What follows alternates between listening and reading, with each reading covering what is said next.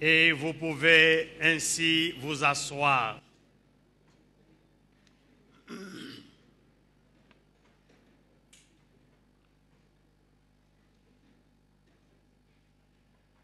Bonjour à tous.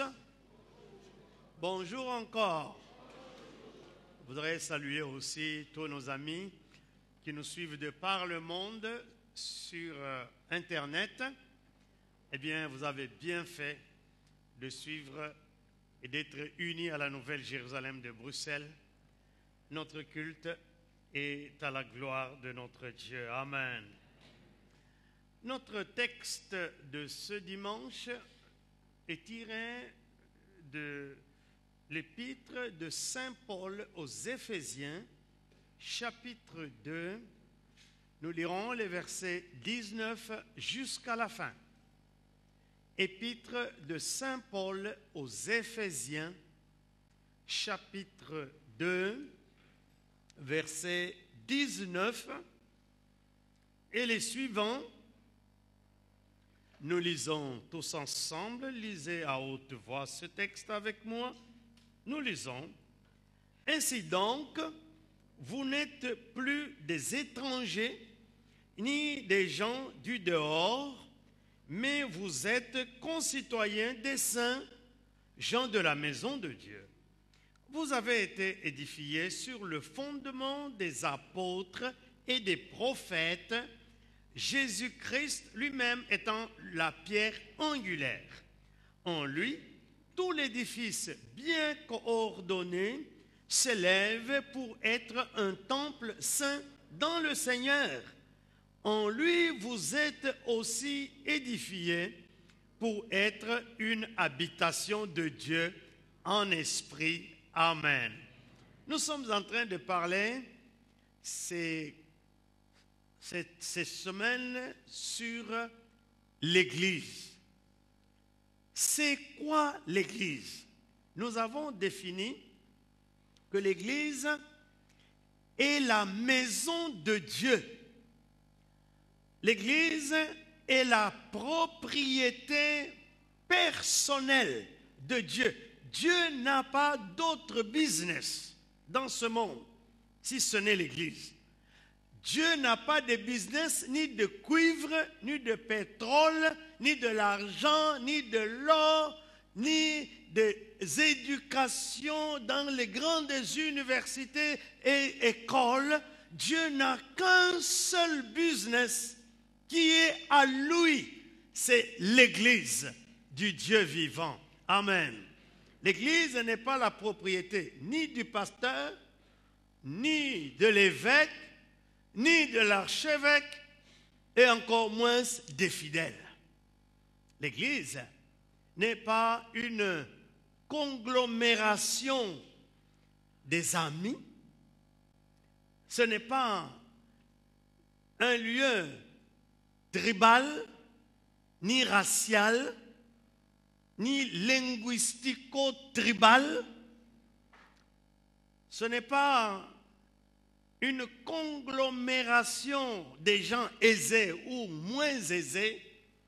L'Église, c'est l'ensemble du peuple appelé hors d'eux. Nous savons que par Moïse, Dieu a demandé à Moïse de prendre Israël et de le sortir hors de l'Égypte. Moïse, lorsque Pharaon lui dit « Qu'est-ce que vous allez faire en sortant d'ici ?» Moïse répond à Pharaon « Nous irons dans le désert pour adorer notre Dieu. » Et c'est ainsi que Dieu a eu raison de Pharaon et Moïse a réussi à sortir son peuple, le peuple de Dieu, Israël, de l'Égypte et l'a amené dans le désert, ensuite dans la terre promise. Cette assemblée-là qui est sortie de l'Égypte dans le seul but d'obéir à Dieu, de servir Dieu, d'adorer Dieu, d'être le peuple de Dieu. En hébreu, ça s'appelle le Kahal. Dans le Nouveau Testament, le mot qui est utilisé pour être sorti de, c'est un mot grec qui s'appelle ecclésia. L'ecclésia, dans la civilisation grecque, était l'ensemble des citoyens d'une ville qui étaient appelés à sortir hors de la ville et aller à la porte de la ville pour discuter les business de leur ville. Cette assemblée-là, des citoyens de la ville, qui sort de la ville et qui siège aux portes de la ville, ça s'appelait l'ecclésia. C'est de là que est tiré le mot église. Nous savons que la première fois qu'il est fait mention de l'église dans la Bible, c'est dans Matthieu chapitre 16, verset 18, lorsque Jésus est avec ses apôtres, ses disciples, disons, et qu'il leur pose la question, que dit-on que je suis, moi, le Fils de l'homme? Certains répondent, certains disent que tu es Jean-Baptiste, d'autres disent que tu es Élie, ou Jérémie, ou l'un des prophètes, etc. Mais Jésus dit, et vous, que dites-vous que je suis? C'est là que Pierre lève sa main, il dit, tu es le Christ, le Fils du Dieu vivant. Alléluia. Et Jésus rétorque à Pierre. Il dit, et moi je te dis. Et jusque-là, il s'appelait Simon, fils de Jonas. Il dit, et moi je te dis que tu es Pierre. Et sur ce roc, je bâtirai mon église. En fait, il dit, tu es Pétrus, Pierre. Sur cette pétra, je bâtirai mon église. Et les portes du séjour des morts ne prévaudront point contre elle. Quelle pierre? Eh bien, la vérité qui est sortie de la bouche de Pierre, proclamant que Jésus-Christ n'est pas un prophète comme les autres prophètes, que Jésus-Christ n'est pas Jean-Baptiste, que Jésus-Christ n'est pas un homme comme les autres hommes, mais que Jésus-Christ, il est le Fils du Dieu vivant. Jésus lui dit, tu es heureux, Simon, fils de Jonas, car ce n'est ni le sang ni la chair qui t'ont révélé ces choses. C'est le Père qui est dans les cieux qui t'a donné cette révélation. L'Église se bâtit sur la révélation du Père, de Dieu lui-même, sur son peuple. C'est pour cette raison qu'elle ne se bâtit pas sur une manifestation humaine quelconque, quelque importante soit-elle. Elle se bâtit sur la révélation du Père. Et c'est la première fois que le mot église est lâché. Ecclésia. Pour dire quoi? Pour dire que l'église, l'ecclésia, c'est la maison de Dieu bâtie sur la vérité révélée par Dieu, à savoir Jésus-Christ est le Fils de Dieu. Deuxième chose, c'est l'ensemble de tous les peuples issus de toute langue, de toute tribu, de toute race, de tout niveau de vie, et qui se mettent ensemble hors du monde, qui sortent du monde avec le seul but de révéler Jésus-Christ aux hommes. C'est ça l'Église. L'Église n'est ni congolaise, ni belge, ni ivoirienne, ni chinoise. Elle est une Église universelle. Dimanche passé, j'ai demandé à tous ceux qui ne sont pas congolais, qui sont dans cette salle, de lever la main. Ceux qui font attention, vous avez vu combien nous sommes. Et si j'avais commencé à demander, dites-moi, toi tu viens d'où? Toi tu viens d'où? Vous alliez voir que même dans nos ministères simples ici, c'est vraiment un mélange à cause de la révélation de Fils de Dieu. Je suis heureux de partager avec mon frère togolais qui est là, du service d'ordre. Avec toi, tu es gabonais. Avec mon frère qui est gabonais, qui est là, du service d'ordre. Avec mon frère belge, qui est là. Amen. Et avec tous les autres, il y a tout plein de nationalités parce que l'Église, et puis c'est l'ensemble aussi de tous les métiers. Tous les métiers. Il y a des médecins, il y a des infirmiers, donc le corps médical, il y a des professeurs, il y a des ingénieurs, il y a des avocats, il y a des... Je ne sais pas quel est votre métier. Des femmes de ménage, des mécaniciens. Ah oui, toi tu es mécanicien. Ce n'est pas toi qui sors les pièces de véhicules et puis tu ne sais plus monter ça.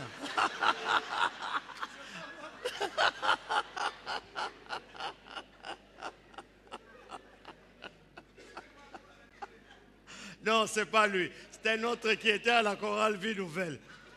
Alors, il a sorti les pièces. Il n'est plus même dans l'église. Il a sorti les pièces d'un véhicule. Et puis, pour monter les pièces, il commence à demander au propriétaire. Il lui dit à Lingala, yo moni, pièce ekokoka. Et puis l'autre lui dit que ça n'a été.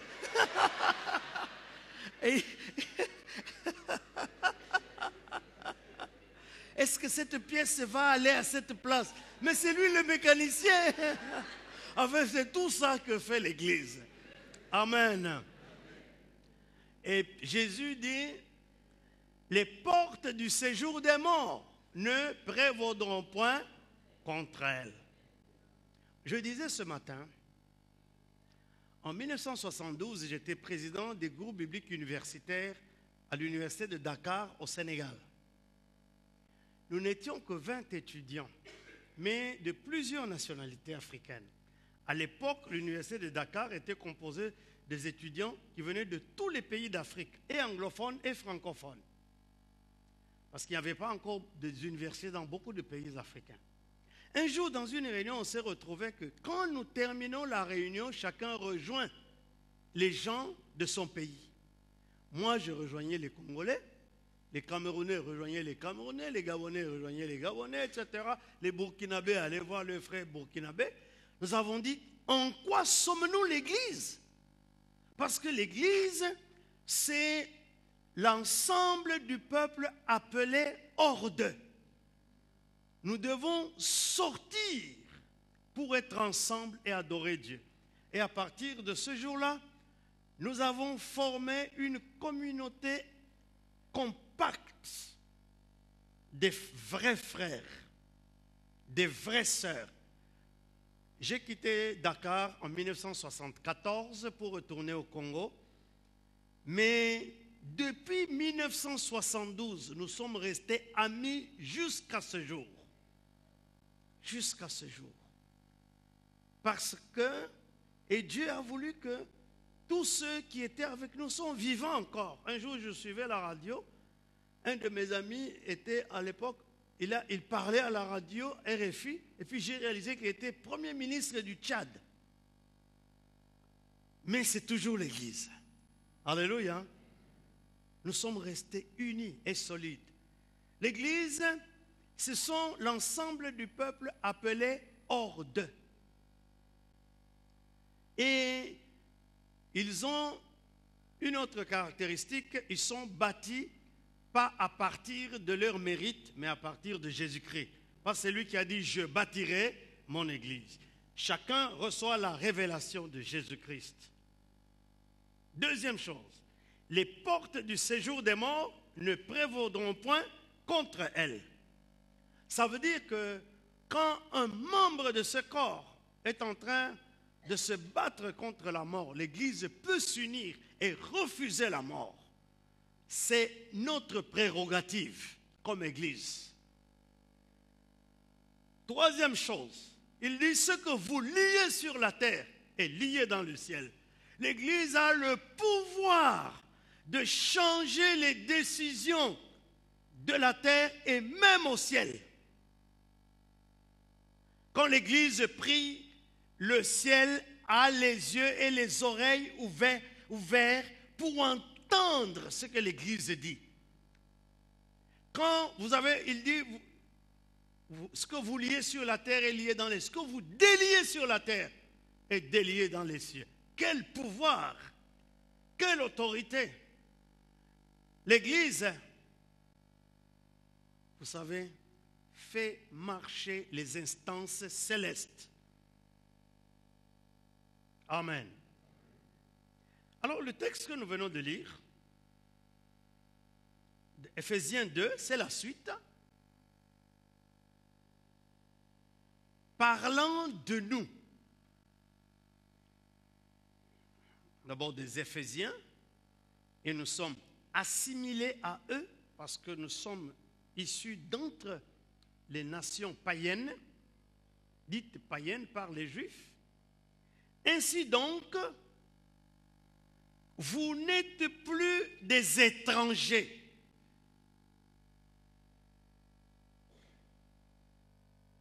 Ni des gens du dehors, mais vous êtes concitoyens des saints, gens de la maison de Dieu. Ça veut dire que si nous, comme Église, nous avons notre frère à côté de nous et que nous croyons qu'il est un étranger simplement parce qu'il n'est pas comme nous, nous avons tort.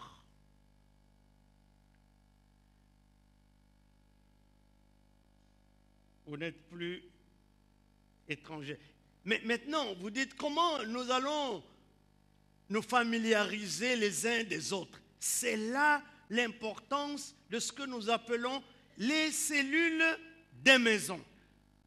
Où, dans notre quartier, nous allons nous unir une fois par semaine, étudier la Bible, prier ensemble, nous découvrir.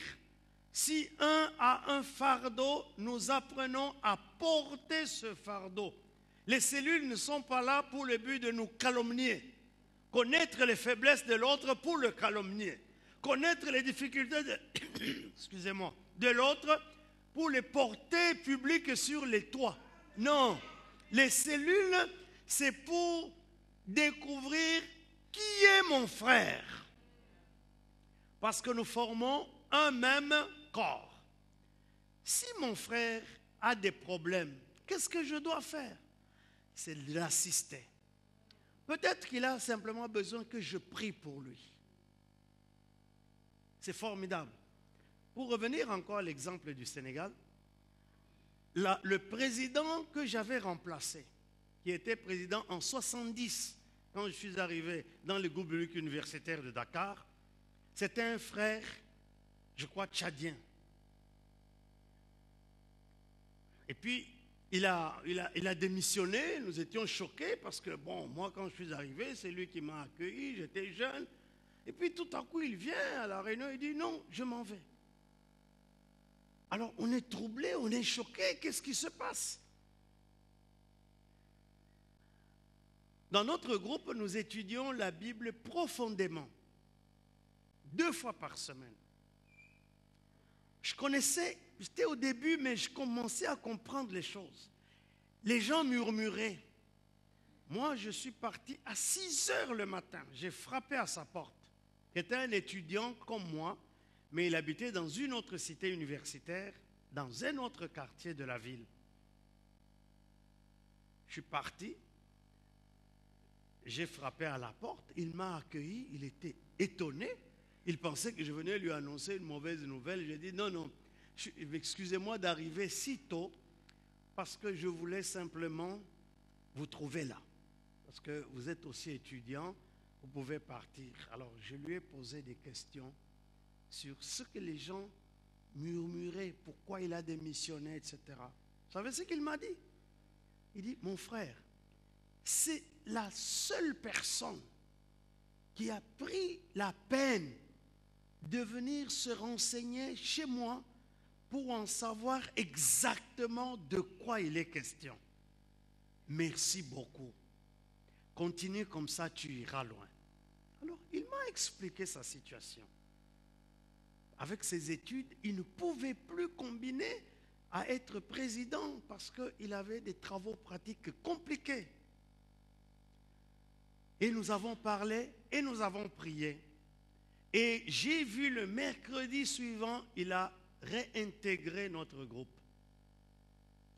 Donc je voulais dire que les cellules de maison n'est pas un lieu pour mieux nous connaître, pour nous calomnier. Non, c'est un lieu pour connaître les problèmes des autres, pour les entourer, pour prier avec eux, pour les soutenir, pour les encourager. Alors, en ce moment-là, nous ne sommes plus les étrangers les uns des autres. J'ai eu des amis intimes du Burkina Faso, à Dakar, du Gabon, du Cameroun et d'autres pays. Je les ai connus mieux que mes compatriotes congolais qui étaient avec moi au Sénégal à cette époque. Pourquoi?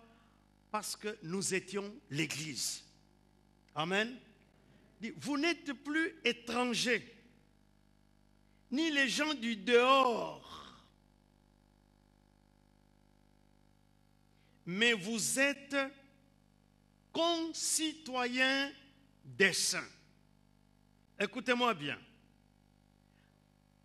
Un citoyen, c'est quelqu'un qui est, comment on dit ça, qui est un citoyen d'un pays.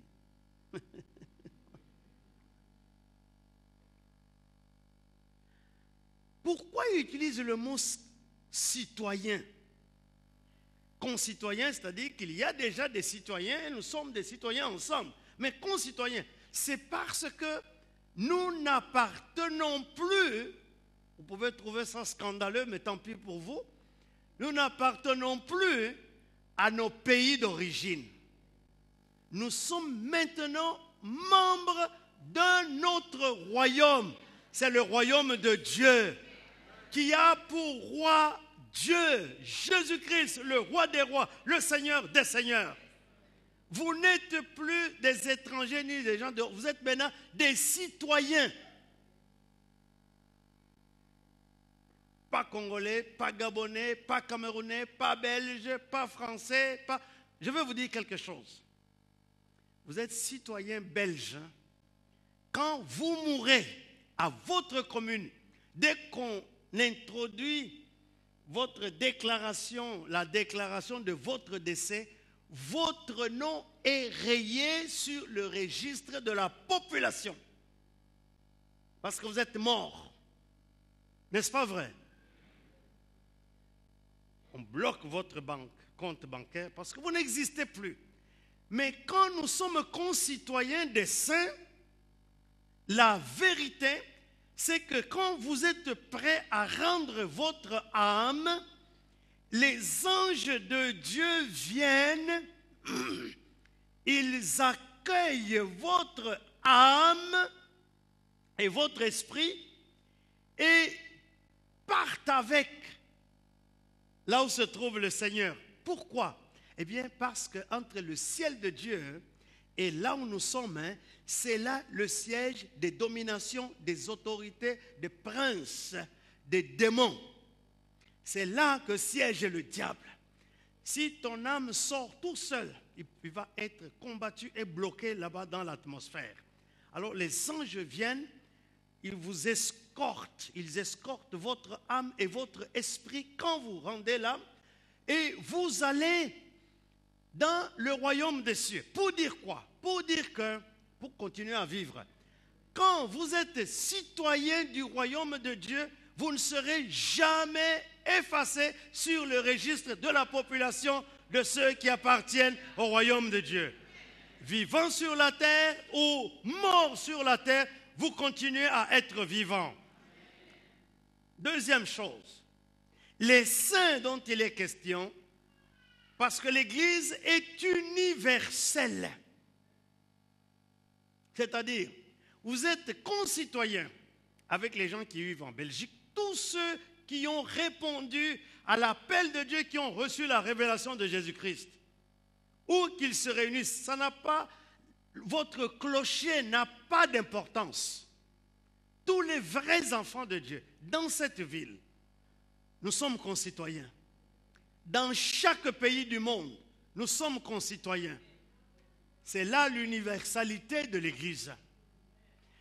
C'est pour cette raison, quand vous voyagez, vous allez quelque part, si on ne vous connaît pas, on exige la lettre de votre pasteur pour que vous soyez intégrés au corps de Christ parce que vous êtes leurs concitoyens, peu importe, votre pays d'origine. Mais autre chose, comme je l'ai dit dimanche passé, qui trouble les gens, eh bien, nous avons lu dans Hébreux que concitoyens des saints, c'est même de tous ceux qui sont morts depuis le martyr, depuis le temps des justes, avec Abraham, Isaac, Jacob, les martyrs du Seigneur, etc. Tous ceux qui sont morts, quand nous sommes réunis ici, ils viennent se réunir avec nous, parce qu'ils sont participants de l'assemblée. C'est ce que Hébreux 13 dit, n'est-ce pas? Ça vous effraie? Non, ils sont là. Lisez Hébreux 13. Amen. On est des citoyens. Pourquoi? Parce que notre vie n'est pas limitée par la mort. Quand nous mourrons, notre corps meurt, notre esprit et notre âme continuent à vivre éternellement. Et nous continuons à être des concitoyens, vivants ou morts. En fait, entre parenthèses, c'est à partir de cette théorie que dans certaines églises, on prie les saints. Vous comprenez? Bon, là, je suis en train de vous donner cours. Hein. Donc, je ne fais pas des exhortations. C'est ça le cours. Voilà, c'est la faculté. C'est la faculté ici de théologie. Concitoyens des saints, vous avez compris ce que ça veut dire, hein? Oui ou non? Et vous êtes les gens de la maison de Dieu. Nous sommes gens, pas de dehors, mais de la maison de Dieu. Et c'est pour cette raison, quand quelqu'un comprend la valeur de l'Église, il dit, l'Église, c'est notre maison, c'est la maison de Dieu. Il y en a qui sont nés dans l'Église. Tous mes enfants sont nés dans l'Église. Ma femme est née dans l'Église. Moi, je suis né dans l'Église catholique. Ah oui, mais c'est l'Église, hein? Ah oui, j'ai été baptisé le jour de ma naissance. Mon père était responsable de l'Église, donc je suis né dans l'Église. J'ai grandi dans l'Église. Je me suis marié dans l'Église. Je sers le Seigneur dans l'Église. Ma prière, c'est que je meure aussi dans l'Église. Peut-être pas mourir ici, mais que je meure alors que je suis toujours ce qu'on appelle croyant, fervent. Ne te marie pas dehors, marie-toi dans l'église. Nous sommes gens de la maison de Dieu. Parce qu'il y a des gens qui disent, oui, on m'a déjà doté, notre coutume dit, quelle coutume? C'est la coutume des païens. Oh, nous avons été déjà là quand on a fait le mariage civil, maintenant nous vivons ensemble. Non, non, non, non, non. Tu es quelqu'un de la maison de Dieu. Viens lier ton union devant Dieu parce qu'il est présent. Nous continuons. Gens de la maison de Dieu. Alors, le thème maintenant, jusque-là, je suis en train de faire les révisions. Hein. Verset 20. Vous avez été édifiés sur le fondement des apôtres et des prophètes, Jésus-Christ lui-même étant la pierre angulaire. Vous avez été édifiés. Maintenant, ne pensez pas à l'édification de notre patois religieux, évangélique. Oui, je suis venu édifier le frère. Non. Ici, utilisons le langage des ingénieurs constructeurs, ceux qui construisent les ponts et chaussées. Quand il dit je suis en train d'édifier quelque chose, il est en train de construire un bâtiment. Ce bâtiment, ça peut être un pont, ça peut être une chaussée, ça peut être une maison simple ou un building. Édifier, c'est bâtir. Dites, édifier, c'est bâtir. Vous avez été édifiés sur le fondement des apôtres et des prophètes. Alors, regardons ce que le dictionnaire Robert parle du fondement.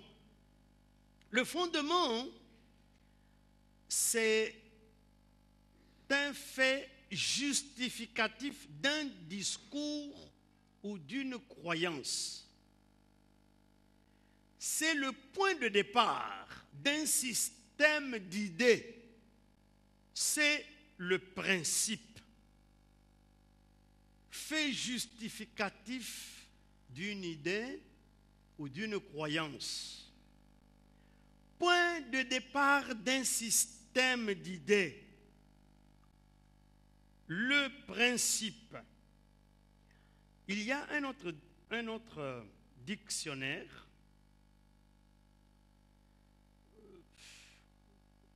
que j'ai tiré sur Internet en parlant du fondement ou de la fondation. Il dit, il désigne encore ce qui sert de base, de principal soutien, principal appui.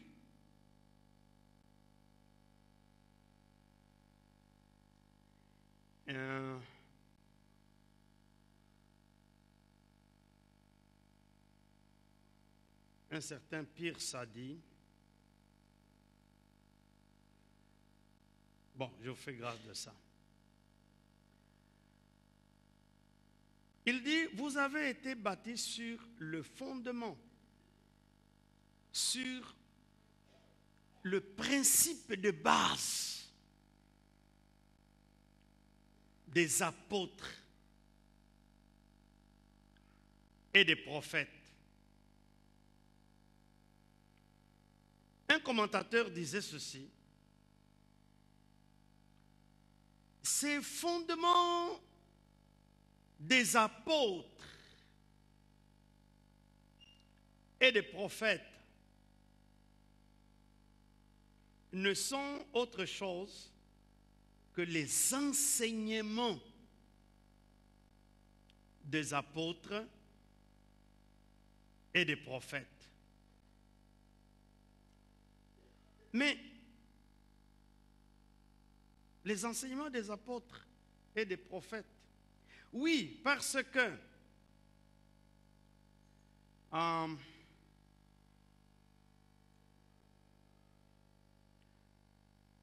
Jésus, vous vous rappelez dans Luc 24, quand il est ressuscité des morts et qu'il a rencontré, il a rejoint, si vous voulez, les disciples qui allaient sur le chemin d'Emmaüs et qu'il s'est rendu compte qu'ils ignoraient tout ce que la parole de Dieu dit. Eh bien, il est dit, et commençant par la loi et les prophètes, il leur enseigna tout ce qu'il était question de lui dans l'Ancienne Alliance. Pour dire que l'enseignement de Jésus à ses apôtres avait aussi pour base la loi et les prophètes. En fait, la Bible résume en deux groupes l'Ancien Testament. Le livre de Moïse font partie de ce qu'on appelle la loi, le Pentateuque. Et puis nous avons des livres historiques. Et puis nous avons les livres prophétiques. Donc on résume l'Ancien Testament comme étant la loi et les prophètes. Jésus-Christ n'avait pas encore écrit son livre, il n'en a jamais écrit. Son enseignement pour fonder l'Église, il a tiré de la loi et des prophètes. Et quand les apôtres sont restés pour former l'Église, ils ont donné des enseignements tirés de la loi et des prophètes selon ce que le Seigneur Jésus leur avait enseigné. Alors si j'avais un tableau, j'allais vous expliquer comment la transmission de la foi en Jésus-Christ se passe. Vous avez d'abord Jésus qui a enseigné ses apôtres.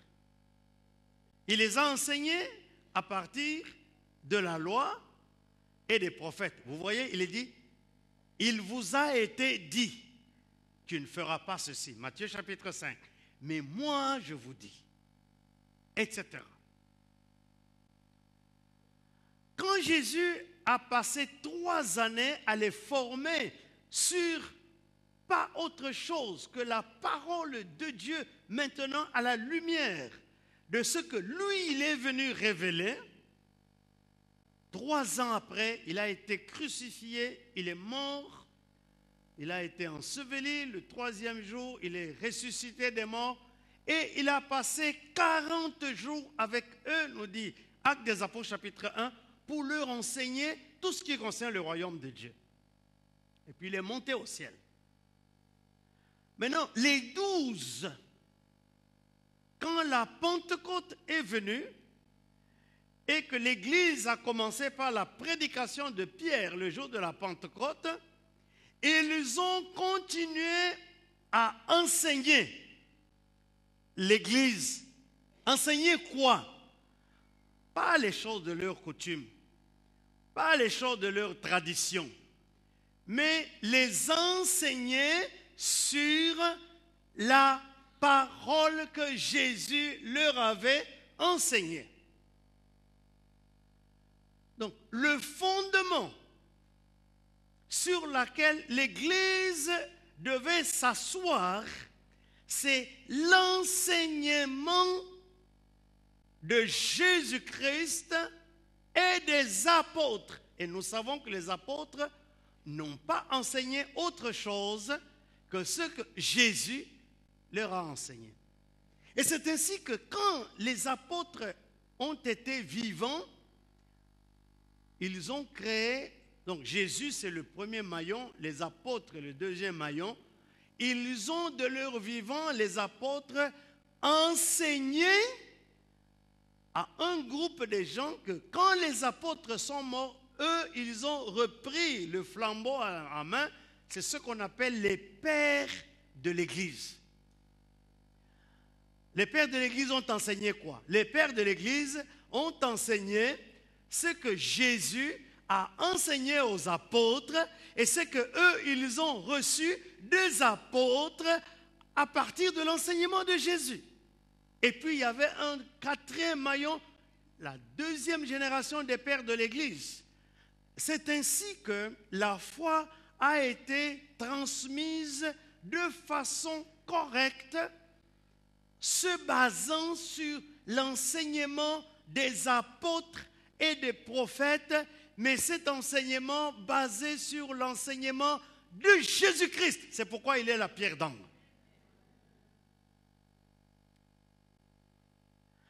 Alors, le credo que nous répétons, c'est qu'après la mort des apôtres, après la mort des premières générations des pères de l'Église, le désordre a commencé. Les gens ont commencé à enseigner du n'importe quoi, qui n'était plus basé sur l'enseignement des apôtres et des prophètes, de sorte que les gens étaient perdus. Ils ont dit, mais nous allons croire à quoi? Et c'est ainsi qu'il y a eu le premier concile pour établir les principes fondamentaux qui allaient être enseignés à partir des enseignements des apôtres et des prophètes. C'est pourquoi on parle de ce que nous répétons en la confession de foi des apôtres. C'est pourquoi dans nos églises, nous avons résolu de répéter cela pour nous ramener à la base, à la fondation. La fondation des apôtres et des prophètes, Jésus-Christ lui-même étant la pierre angulaire. Alors,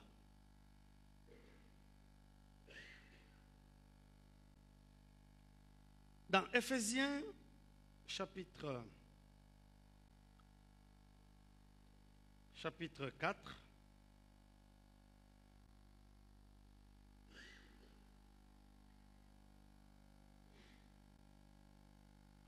verset 11 et les suivants.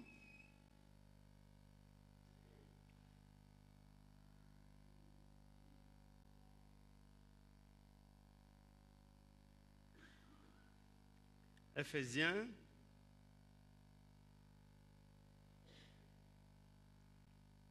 chapitre 4, verset 11.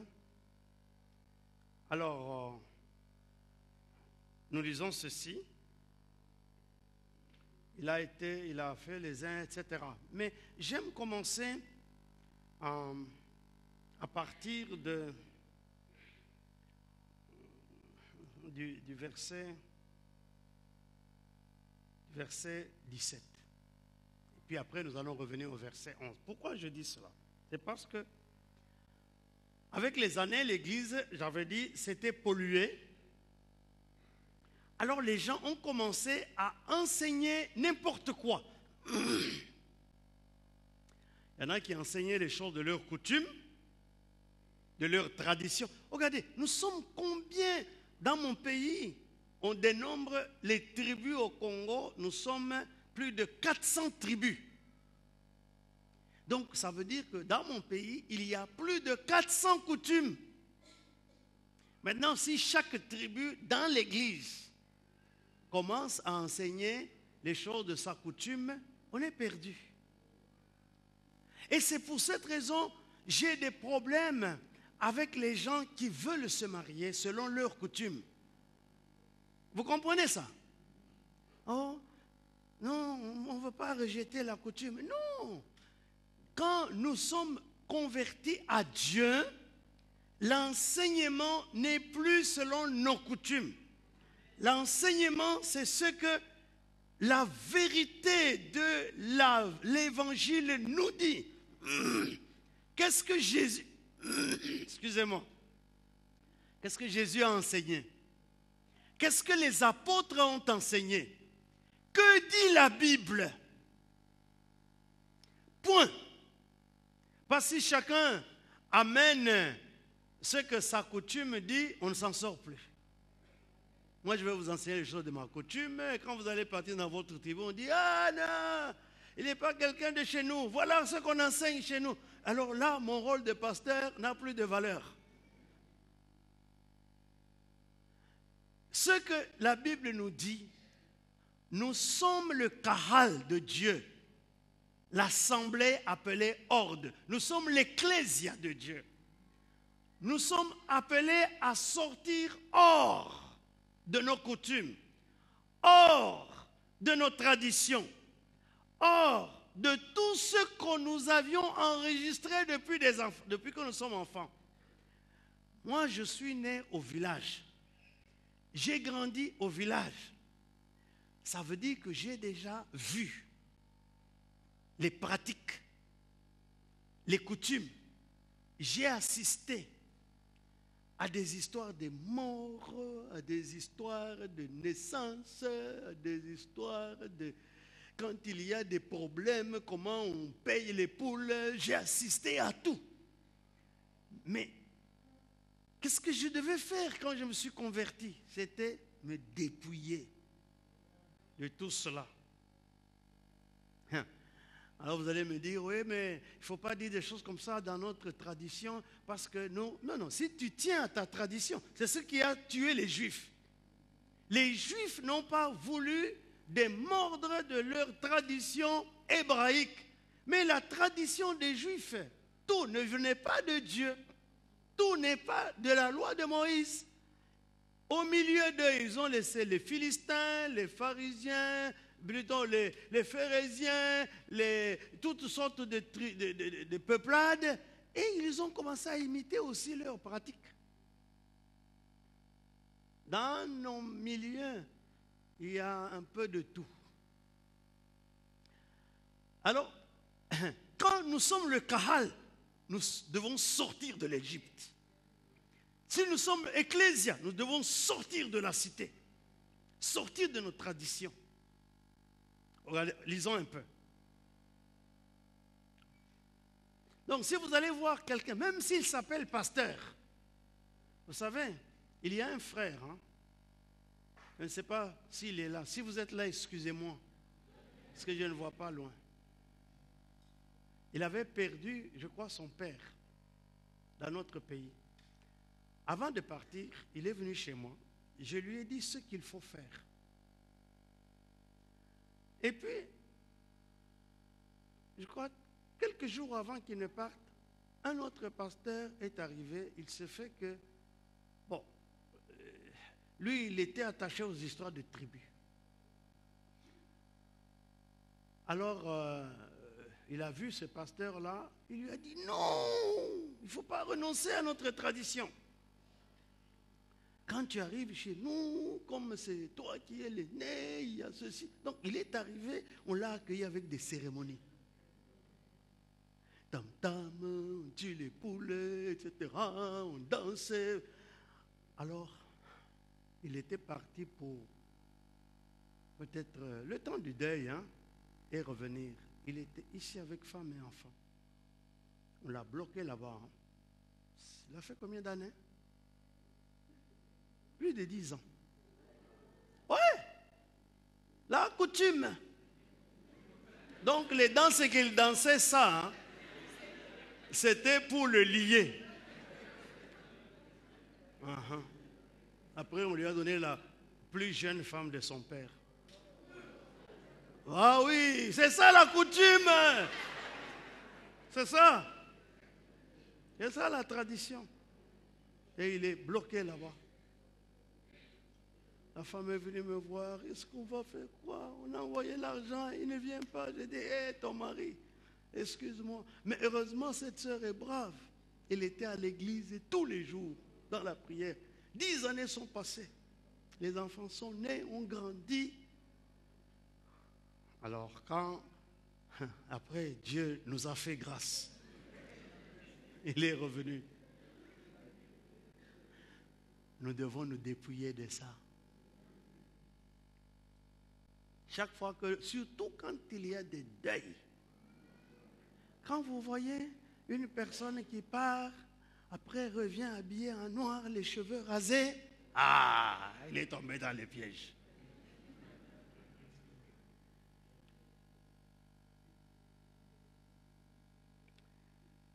Lisons verset 17, Éphésiens 4. Voici donc ce que je dis et ce que je déclare dans le Seigneur. C'est que vous ne devez plus marcher comme les païens. Alors le mot marcher ici, ce n'est pas 1, 2, non. C'est que dans votre comportement de tous les jours, vous ne devez pas faire comme les païens. Quand mon premier frère aîné est mort, je suis allé au deuil, des pasteurs sont sortis. On va faire ceci selon la coutume. J'ai dit, je vous l'interdis. Et puis il y a un qui m'a dit, mais attention, moi j'ai été pasteur avant toi. J'ai dit, je ne sais pas comment tu as géré ton pastorat. Moi, je reste assis sur ma Bible. Vous savez, on m'a dit, il ne faut pas qu'on sache quand tu vas rentrer parce que tu peux être bloqué. J'ai dit, je vais l'annoncer. J'ai dit, je pars tel jour avec tel avion. C'était à Lubumbashi, je vais à Kinshasa. Et après autant de jours, je vais en Europe. C'est lui qui est fort, hein, qu'il me suive. Je suis revenu, c'était en 89. Je suis encore vivant, toujours vivant, parce que j'ai refusé. Donc vous allez me voir ici, je rentre, hein, rasé.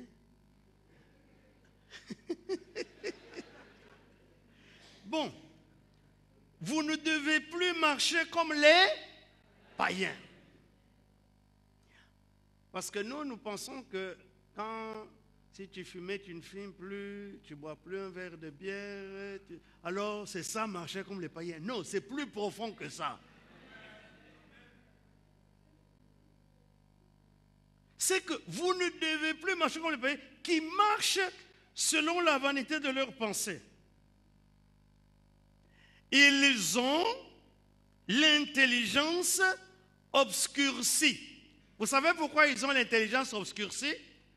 Parce que notre intelligence s'allume dans l'ecclésia par la révélation de Jésus-Christ. Dans le Kahal, quand nous recevons la révélation de la loi de Dieu par Moïse. Voyez, quand Moïse était à la montagne, qu'il est descendu de la montagne, les gens ne pouvaient plus le fixer. Et Paul dit ici, les choses passagères ont donné une telle gloire à Moïse. Qu'en est-il des choses éternelles par Jésus-Christ? Nous recevons une lumière qui nous éclaire, mais eux n'ont pas le privilège de recevoir cette intelligence éclairée. Ils sont étrangers à la vie de Dieu. Nous sommes les gens de la maison de Dieu. Alléluia. Nous ne sommes plus les gens de dehors. Nous sommes les concitoyens des saints. Nous sommes gens de la maison de Dieu. Nous participons à la vie de Dieu. Moi, je vous dis la vérité. Quand nous sommes dans une église comme ça, pendant notre louange, pendant notre adoration, au moment de l'annonce de la parole, Dieu est présent. Dieu nous donne sa vie. C'est pourquoi il dit ceci: ne vous inquiétez de rien, mais en toute chose, faites connaître vos besoins à Dieu par des prières et des supplications avec des actions de grâce. Et la paix de Dieu qui surpasse toute intelligence gardera vos cœurs et vos pensées attachées à Jésus-Christ. À cause de l'ignorance qui est en eux, à cause de l'endurcissement de leur cœur, ayant perdu tout sentiment, ils se sont livrés à la dissolution pour commettre toute espèce d'impureté jointe à la cupidité. Regardez le verset 20. Mais vous, l'ecclésia de Dieu, mais vous, ce n'est pas ainsi que vous avez appris qui? Pas votre coutume, Christ. C'est lui notre pierre d'angle. Notre formation est tirée de l'enseignement des apôtres qui l'ont reçu de Christ, c'est-à-dire de la parole de Dieu. Vous savez, quand je pense à l'enseignement de la parole des apôtres, comment ils ont commencé même leurs évangiles. Regardez comment Marc commence. Marc chapitre 1, verset 1 et les suivants. Commencement de l'évangile de Jésus-Christ, Fils de Dieu, selon qu'il est écrit dans le livre d'Ésaïe, le prophète. Voici, j'envoie devant toi mon messager qui préparera ton chemin. C'est la voix de celui qui crie dans le désert. Préparez le chemin du Seigneur. Aplanissez ses sentiers. Jean parut, baptisant dans les déserts, etc. Etc. Donc, il commence son évangile avec Jésus-Christ. C'est la pierre d'angle. Regardez comment l'évangile de Jean commence. Chapitre 1, verset 1. Au commencement était la parole. Et la parole était avec Dieu. Et la parole était Dieu. Elle était au commencement avec Dieu. Tout ce qui a été fait par elle. Et rien de ce qui a été fait n'a été fait sans elle. En elle était la vie. Et la vie est la lumière de tous les hommes. La lumière, lui, dans les ténèbres. Et les ténèbres ne l'ont point reçue. Etc., etc. Alléluia. Parce que pour eux, la fondation, c'est Jésus. Luc commence aussi à peu près la même chose. Il dit, après tout ce qui s'est passé, j'ai oublié un peu comment Luc commence. Vous savez?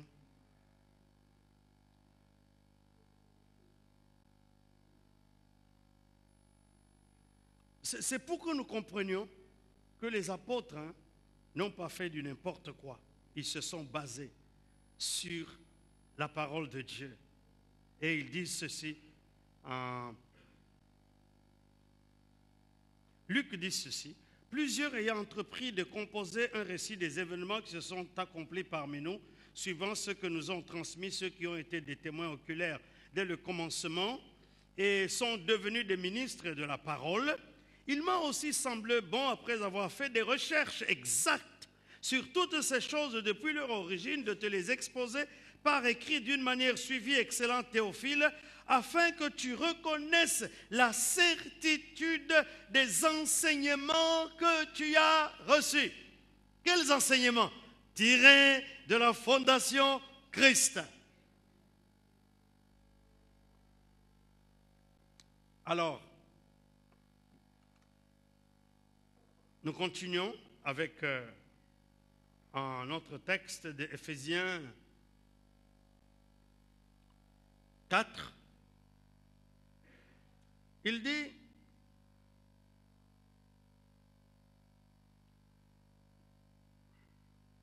mais vous, verset 20, ce n'est pas ainsi que vous avez appris Christ, c'est-à-dire de la parole de Dieu.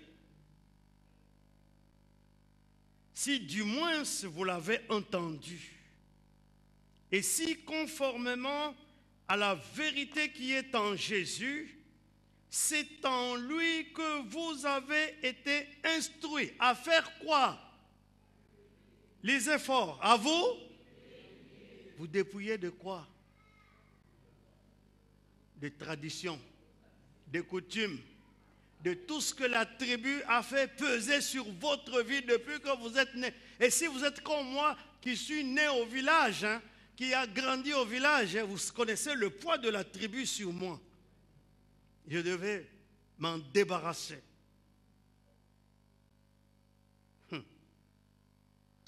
À vous dépouiller, eu égard de votre vie passée, du vieil homme qui se corrompt par les convoitises trompeuses, et à être renouvelé dans l'esprit de votre intelligence. Comment vous allez être renouvelé dans l'esprit de votre intelligence? En écoutant la parole de Dieu, en recevant, parce que la parole de Dieu est une lumière qui vient, qui éclaire notre intelligence, à être renouvelé dans l'esprit de votre intelligence. La première chose dans laquelle Dieu veut travailler, c'est notre intelligence. Surtout nous autres qui avons étudié un peu. On est là toujours, moi je pense que, moi je crois que, moi je... Non, non, non, est-ce que vraiment ton intelligence est renouvelée? Ou bien c'est toujours les discussions philosophico-politico-sociologico que tu as eues dans tes fréquentations des cercles scolaires et universitaires?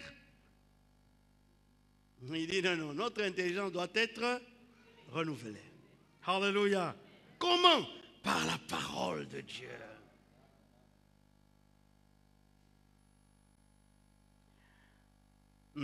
Et à revêtir l'homme nouveau, créé selon Dieu, dans une justice et une sainteté que produit la vérité. En fait, lorsque nous, pasteurs, nous, apôtres, parce que je le suis, nous autres docteurs, puisque je le suis,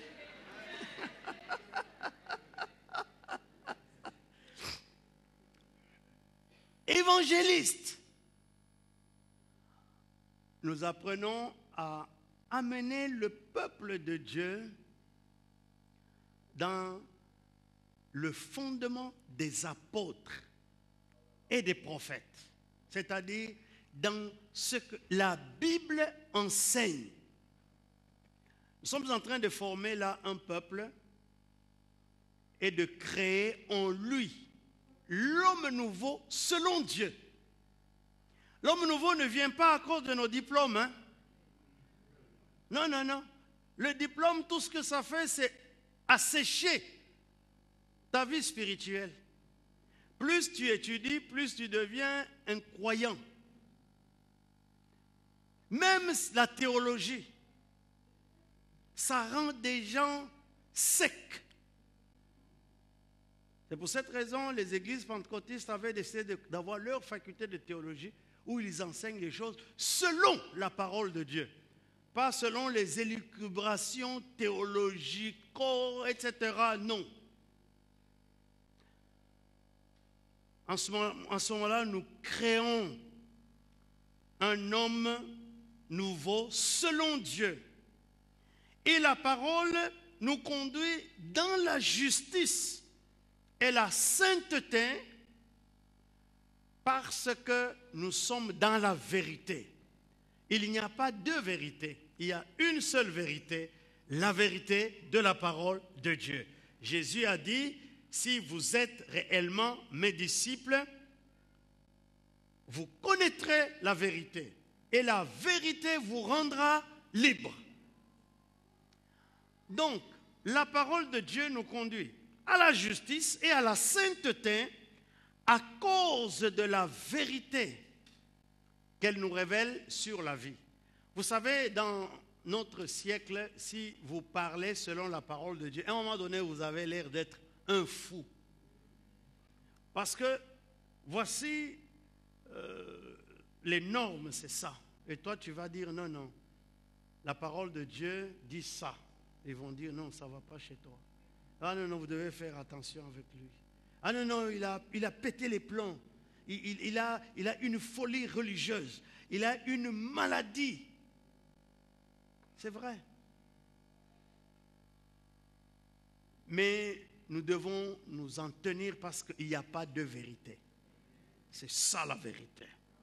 Alors maintenant, nous retournons au verset 11. Et à la suite de ce dernier texte, je vais vous expliquer 2 ou 3 petites choses. Jésus, c'est toujours lui. Il a donné. Voyez, ici, hein, dans l'église, il n'y a pas de place pour les autoproclamés pasteurs. Il n'y a pas de place pour les autoproclamés bishop, archevêque. Il n'y a pas. C'est Jésus qui donne. Il donne à qui? Aux hommes. Il a donné les uns. Lisez bien le texte. Il n'a pas dit, il a donné aux uns. Non, il a donné les uns. C'est-à-dire qu'il y a des nominations qui se font dans le ciel. Jésus, il nomme des apôtres. Qui apôtres? Qui évangélistes? Qui prophètes? Qui pasteurs? Qui docteurs? Et quelle est la deuxième étape? Il les donne comme un cadeau à l'église. Donc ce n'est pas quelqu'un qui se réveille pour dire aujourd'hui je suis devenu apôtre. Dans certains pays ça devient à la mode. Ils trouvent que le nom pasteur ça devient trop bas. Alors quelqu'un s'autoproclame apôtre. Ils trouvent que le nom pasteur devient trop petit. Avant c'était évangéliste international. Non, non, non, ça n'a plus de valeur. Maintenant, c'est bishop. Quand je partais au Congo dans les années avant, il n'y avait aucun bishop à Kinshasa, ni dans le Congo, à part les bishops de l'église méthodiste. Il y en avait 2. Un au Katanga, non 3. Un au sud Katanga, un au nord Katanga, un au Sankuru. Le reste, c'était des pasteurs ou des représentants légaux. Mais depuis que j'étais passé à la télévision, on m'a annoncé bishop. Quelque temps après, vous trouverez quelqu'un avec 3 pelés, 2 tondus, il s'autoproclame bishop. Non, c'est Dieu qui nomme et qui te donne. De toute façon, Dieu ne nomme pas des bishops. Ce sont les dénominations. Il y a des dénominations épiscopaliennes. Il y a des dénominations où il n'y a pas. Donc, notre dénomination, l'Église de Dieu, est une église centralisée. Donc, il y a un numéro 1 mondial, un numéro 1 par continent, un numéro 1 par pays. Je suis le numéro 1 de notre église ici en Belgique. De toutes les églises de Dieu en Belgique, je suis membre du Conseil européen et c'est à ce titre que je suis bishop. Mais ce n'est pas la chose la plus importante. La chose la plus importante, c'est mon rôle de pasteur. Je suis dans la Nouvelle-Jérusalem et pasteur de la Nouvelle-Jérusalem. Ce n'est pas un homme, c'est Dieu qui m'a appelé et qui m'a oint. Si quelqu'un m'appelle bishop, c'est bien. S'il m'appelle pasteur, c'est bien. S'il m'appelle même frère, c'est bien. Où est le problème? Parce que ce n'est pas lui qui me nomme. Amen. Donc, il a donné, Jésus a donné les uns comme apôtres, les autres comme prophètes, les autres comme évangélistes et les autres comme pasteurs et docteurs. Les apôtres, c'est des gens qui doivent stabiliser l'enseignement et la doctrine de l'Église. Ils arrivent là où il n'y avait rien, ils commencent. Comme nous avons commencé en Belgique. Il n'y avait dans ce pays, quand je suis arrivé, aucune église d'un Africain. Nous avons commencé avec la Nouvelle-Jérusalem, avec vous. Et quand les Africains, surtout les Congolais, ont vu que ça prend en Belgique, alors ils sont venus en masse commencer leurs églises. Mais nous avons le bénéfice d'être le premier et d'implanter des tas d'églises. C'est à ce titre que certains pensent que nous sommes des apôtres. Le prophète, c'est celui qui reçoit des idées, des visions pour conduire la personne qui est devant lui vers Jésus-Christ, vers la révélation de la parole de Dieu. Le prophète n'est pas là pour raconter des rêves. Il n'est pas là pour raconter ce qu'il voit, n'importe quoi. Non, le prophète est parce que nous devons nous bâtir sur l'édifice qui est Jésus-Christ. Je ne sais pas si je vous ai raconté une histoire qui s'était passée à Kinshasa. Nous étions encore là, dans les années 84. Il y a 2 dames qui sont allées prier pour quelqu'un de notre milieu. Et une dame priait seulement et l'autre ne faisait que raconter ce que Dieu lui montre, proclamer les paroles que Dieu lui révèle, etc., etc. Ils ont prié pour cette pauvre famille. À la fin, en route, celle qui ne voyait rien demande à l'autre, mais tout ce que tu disais, tu voyais là, tu le voyais là-bas. Et elle lui répond en lingala. Bon, ce qui ont sali boyete, au Coréen dengenin. Il dit, si tu ne fais pas comme ça, comment tu vas manger? Donc, c'était des paroles et des visions bricolées. Ce n'était pas la prophétie. La vraie prophétie t'entraîne vers Jésus-Christ.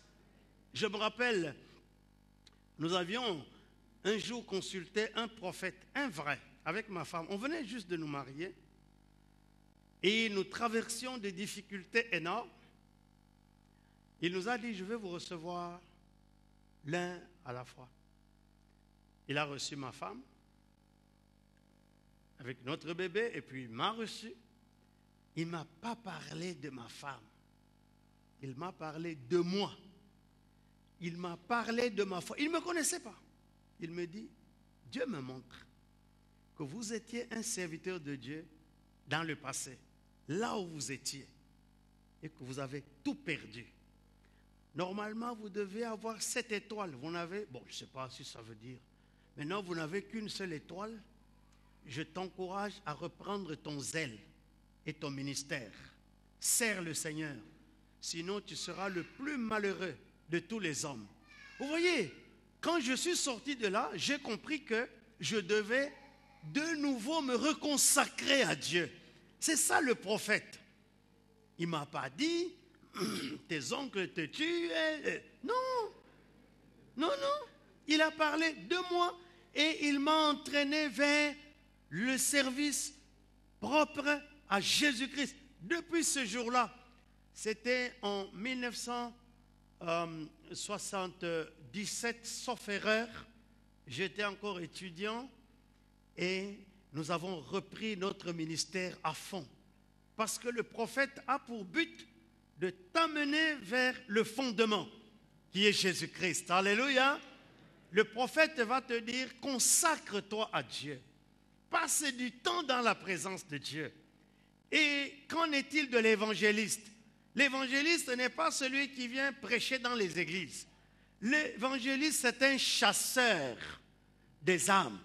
Il va dans le monde, il trouve ceux qui ne font pas encore partie de notre kahal, de notre ecclésia. Il leur parle de Jésus. Il les amène à Jésus et pour leur dire, mais je vais vous amener là où il y a le peuple qui se rassemble au nom de Jésus. Il nous amène des âmes fraîchement gagnées au Seigneur. Et là, dans l'ecclésia, il trouve le pasteur. Le pasteur, c'est un berger qui soigne, qui s'occupe des brebis, qui les nourrit par la parole de Dieu, qui prie pour eux, qui voit leurs difficultés, qui les conseille dans leurs décisions pour qu'ils ne s'éloignent pas toujours de Christ. Le pasteur, son but, ce n'est pas d'arracher les gens des églises ou les chasser des églises, c'est de les attirer vers l'église, les stabiliser dans l'église, les voir grandir dans l'église, et eux et leur famille. Et le docteur, c'est lui qui a la connaissance de la doctrine. C'est lui qui dissèque ce que ça veut dire la doctrine, qui explique clairement les choses aux fidèles.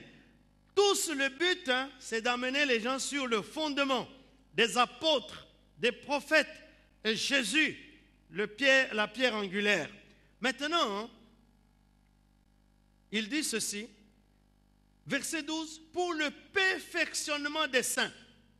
Dites le perfectionnement. Moi, je crois que l'Église, c'est un centre de formation qui doit amener les gens d'un niveau A à un niveau E supérieur. Parce qu'ils sont perfectionnés. Regardez comment les universités font. Voici un jeune qui sort des humanités, il n'a dans sa tête que des généralités. Il entre dans la faculté de droit. Après 5 ans, il sort juriste. Il peut être avocat, il peut être juge, il peut être magistrat, il peut être conseiller juridique dans une entreprise. Comment il connaît ces choses? Parce qu'il est passé par la formation. Regardez comment un jeune homme sort, une jeune fille, entre dans la faculté de médecine. Après 7 ans, il sort docteur en médecine. Il peut commencer à soigner les gens. Il peut commencer à opérer les gens. Il peut commencer à donner des conseils médicaux aux gens parce qu'il a été formé à la faculté de médecine. Ainsi, le temps me manque de parler des autres disciplines. Il dit le perfectionnement de saints. Nous ne pouvons pas être dans une église, y faire 20 ans et nous sommes toujours les mêmes. Nous sommes incapables d'expliquer un verset de la Bible. Nous sommes incapables de faire une prière cohérente. Nous sommes incapables de trouver quelqu'un qui s'égare et de le ramener au Seigneur. Il dit que l'apôtre, le prophète, l'évangéliste, le pasteur et le docteur, ils ont un seul but, un seul et unique but, le perfectionnement des saints, les rendre meilleurs. Et regardez la suite. Perfectionnement des saints en vue de l'œuvre de l'édification du corps de Christ. Verset 13. Jusqu'à ce que nous soyons parvenus à l'unité de la foi et de la connaissance de Christ. Jusqu'à ce que nous soyons parvenus à l'unité de la foi. Vous savez, l'Église est divisée. Ce n'est pas seulement la Nouvelle-Jérusalem, toutes les églises. Quand vous arrivez dans l'Église, vous faites une réunion avec les diacres. À un moment donné, on pose les problèmes, chacun se lève. Moi, je pense que. Mais qu'est-ce que la Bible dit sur cette affaire? Toi, tu penses, oui, chacun a sa pensée. Qu'est-ce qui dirige l'Église? C'est nos pensées logiques ou c'est la parole de Dieu? Normalement, quand nous sommes bien formés, que chacun est assis sur Christ, on pose un problème, tout le monde se tourne vers la Bible, voit ce que la Bible dit et donne la solution biblique. Nous devons bannir le « moi je pense que ». Nous ne venons pas dans nos réunions d'église pour connaître quelle est la pensée de X, la pensée de Y. Vous savez, il y a des grands penseurs. Donnez la parole à un avocat dans une réunion, il va vous casser en quatre. Parce qu'il est habitué au tribunal, quand il est là, c'est essayer soit de justifier ou de condamner. Donnez la parole à un enseignant, mais il ne va plus s'arrêter. Parce que c'est leur métier, c'est de parler, parler, parler. Nous, on n'a que faire de tous ces renseignements, ces logiques universitaires, intellectualistes, que sais-je, les philosophies de Kant, de Descartes, de Nietzsche, etc., Heidegger. Non, nous voulons nous appuyer sur la parole de Dieu. Il dit, voilà, ce qui va vous unir, c'est la parole de Dieu.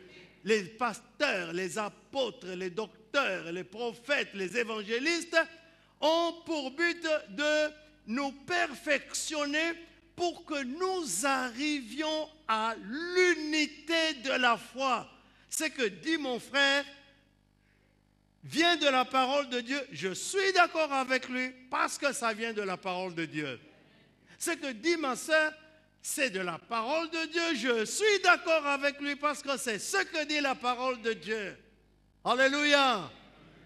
Le but d'être fondés tous sur la fondation des apôtres et des prophètes, c'est pour arriver à l'unité de la foi. Et lorsque l'Église est unie, elle devient une force. Vous connaissez le tour de Babel. Ils étaient unis, mais quand ils ont cessé d'être réunis, c'est fini. Arriver à l'unité de la foi. Deuxième but, c'est pour qu'ils arrivent à la connaissance de Jésus-Christ. Connaître Jésus. Nous ne pouvons pas prier celui que nous ne connaissons pas. Mais qui vont nous transmettre la connaissance de Christ? Ce n'est pas par révélation. Il y a des gens il est en train de prier, il attend que Jésus descende, il se révèle, mais quand Jésus va descendre, tu vas fuir. Oui. Parce que Jean dit, quand Jésus s'est révélé dans l'île de Patmos, il est devenu comme s'il n'avait plus des os. Mais regardez Daniel, quand l'ange est descendu, quand il priait après 3 semaines, et que l'ange a commencé à parler, il dit, je suis tombé par terre. Jésus ne va pas se révéler à toi comme ça, tu vas fuir. C'est comme Moïse, il dit à Dieu, quelle preuve j'aurai que tu m'envoies? Il avait un bâton. Dieu lui dit, jette le bâton. Il a jeté le bâton. Le bâton est devenu un serpent.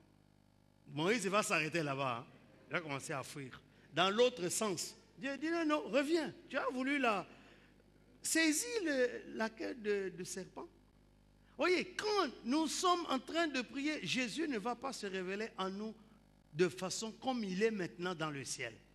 Mais c'est le rôle des apôtres, des prophètes, des évangélistes, des pasteurs et des docteurs de nous révéler Jésus afin que nous arrivions à la connaissance de Jésus. Gloire au Seigneur. Avant d'arriver à Bruxelles, je ne connaissais même pas une rue de Bruxelles. Je ne connaissais même pas une avenue de Bruxelles. Je ne connaissais même pas le nom d'un Belge fameux à part Erasme. Mais je connaissais tout sur Paris. Je connaissais tout sur la littérature française. Je connaissais tout sur les Champs-Élysées. Comment je connaissais Paris et pas Bruxelles? Parce que j'ai étudié la France. J'ai étudié la littérature française. Est-ce que j'étais déjà arrivé à Paris? Jamais. J'étais en Afrique, mais je connaissais Paris. Mais comment je ne connaissais pas Bruxelles? Parce que personne ne m'a jamais parlé de Bruxelles. Plus on vous parlera de Jésus, plus vous arriverez à la connaissance de Jésus. C'est ça le rôle des apôtres et des prophètes. Être unis et arriver à la connaissance de Dieu.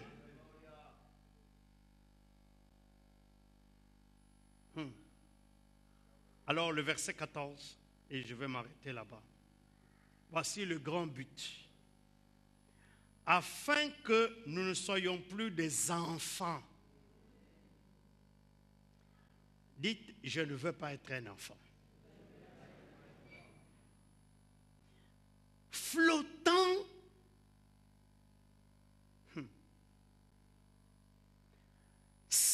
et emporté à tout vent de doctrine. Vous savez pourquoi les gens sont emportés à tout vent de doctrine? C'est parce que la vraie doctrine est difficile à être enseignée.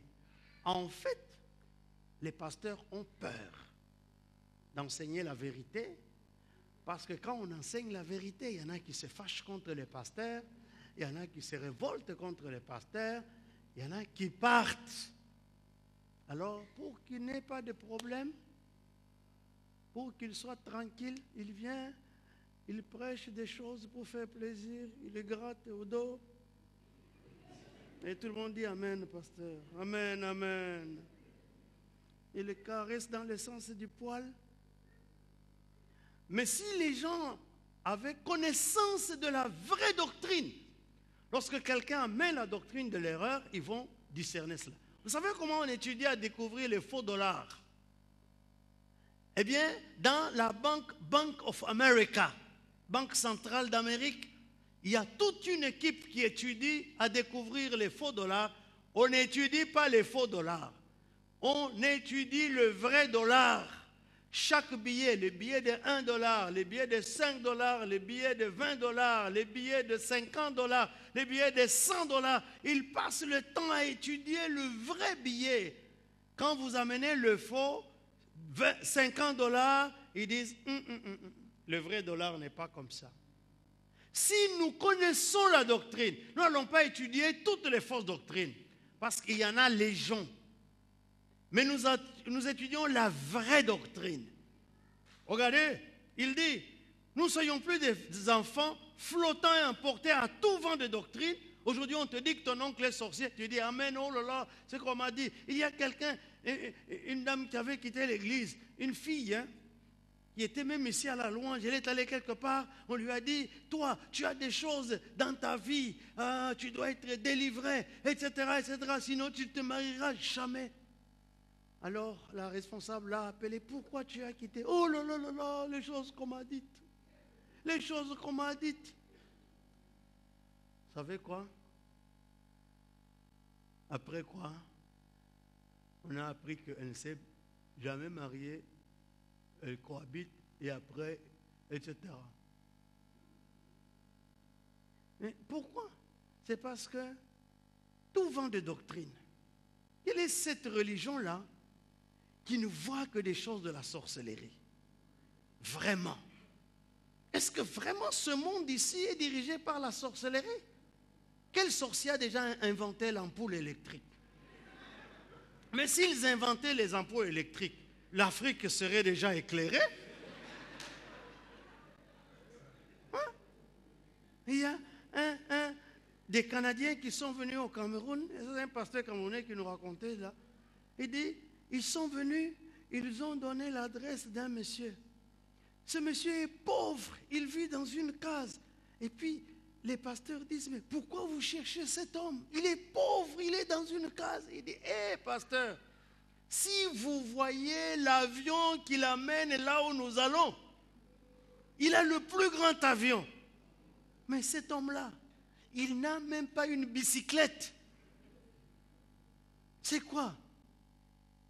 Mais c'est le mensonge du diable.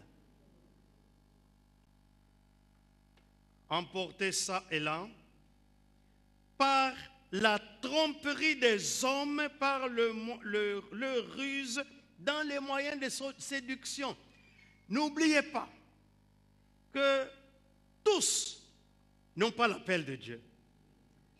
Ceux qui se lèvent, ils ont leurs agendas cachés.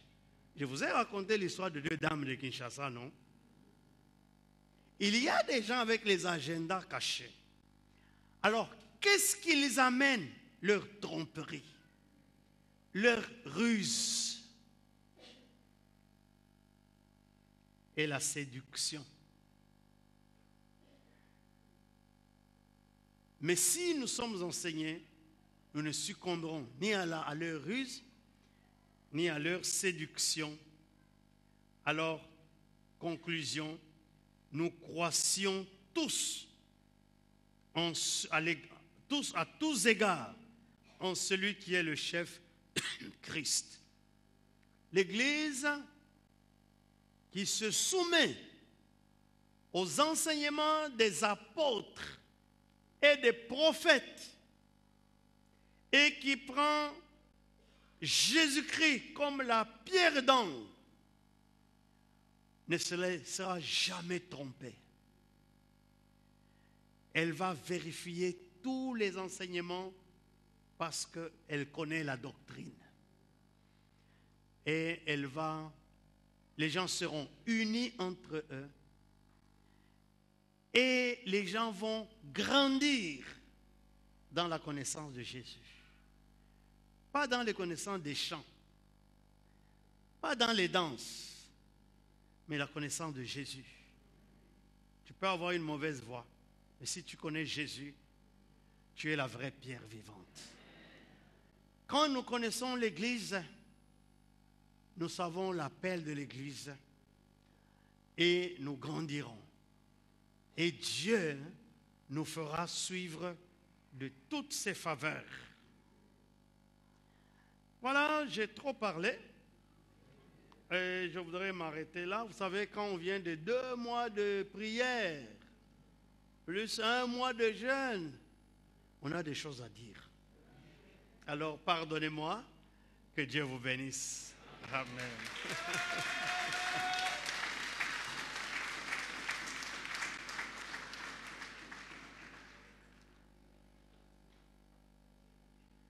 Combien comprennent l'Église? Vous avez compris? Si c'était à la faculté, j'allais vous poser maintenant un examen. Contrôle de connaissances. Malheureusement, à l'Église, on n'est pas permis de faire ça. Que Dieu vous bénisse encore. Nous allons préparer nos